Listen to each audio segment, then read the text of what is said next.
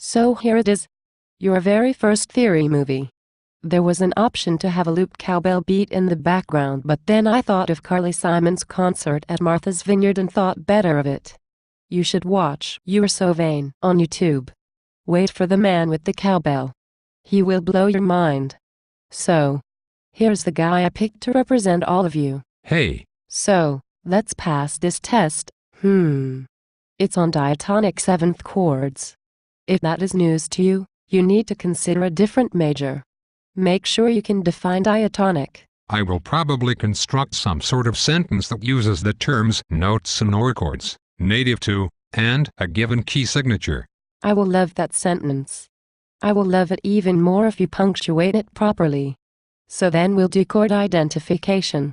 I'll write a chord and tell you what key it's in, and you'll have to tell me the Roman numeral and inversion as well as the lead sheet symbol. What should you do first? I should list the 4 notes and then start looking for ones that come in thirds, right? Like so. Right. Then you can just keep checking for thirds up or down from there, using only the ingredients you originally listed, until you have a stack of 4 notes. The one on the bottom will be the root. How will you know which Roman numeral to write? I will put my thumb in the air and say the letter name of the tonic note. Then I will continue to stick fingers in the air and say the alphabet. When I get to the root of the chord, the number of fingers I have up is the correct Roman numeral. Yeah, dude. How do you know what figures to put? I just see what note you wrote in the bass. Then I check to see whether that's the root, 3rd, 5th, or 7th in the stack I drew. I will never call a root position first inversion because that would be so wrong. I will remember how to number the figures because they count down from 7, 7, 6, 5, 4, 3, 4, 2. That last one kind of ruins it. Only kind of. So then you need to do it the other way around. Like, I'll tell you what chord to write and you have to do it. What's the first thing to do? I suppose I should figure out the root of the chord. I bet I'll use that thumb tonic trick again. I bet I'll never use the word root to describe the tonic. That seems to be a touchy issue with you. You don't know the half of it. Then I'll list my ingredients, figure out what should be in the bass, and write that note in. From there it's a free-for-all. Well, not quite a free-for-all. Someone always writes in really bad gaps or only 3 of the notes or mixes up the clefs or draws triangles instead of notes or completely omits all necessary accidentals.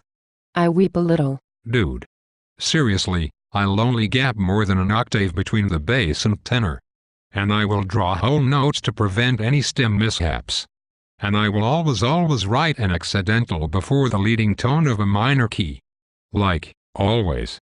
Then I might just weep for joy. For joy. So, then we need to talk about inversions, which we already talked about, and then we need to talk about legal resolutions. This is confusing to me. No. No, it is not confusing. I will say something like this. Tell me the 4 legal diatonic resolutions of the 2 half-diminished 7 chord.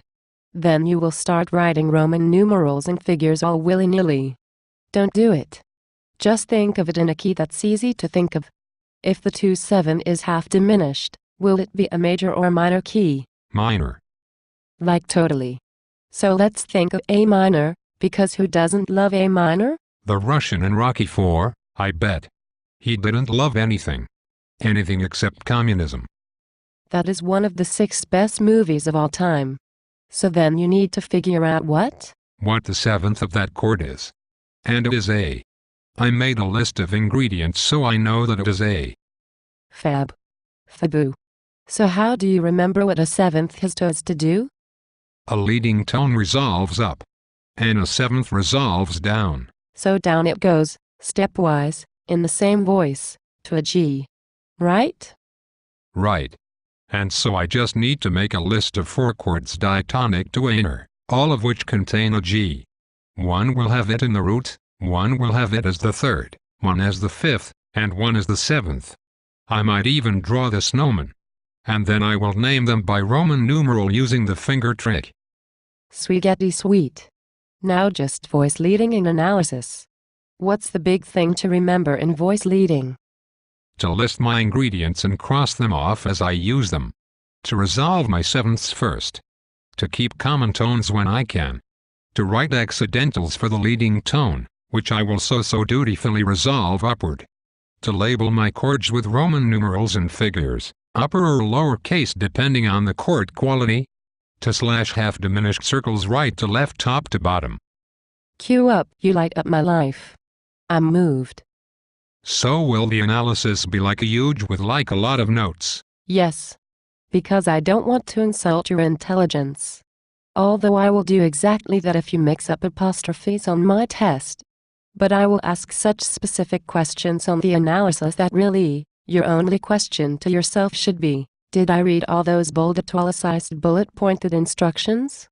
Because I'd hate to leave something major out and fail this test for no good reason. That's a good question. I'm going to ask it of myself on this test. Great. Pretty much. Other than that, you should ask yourself, whose statue stands in Gramercy Park in New York City? Whoa. Ha hint. Okay, done.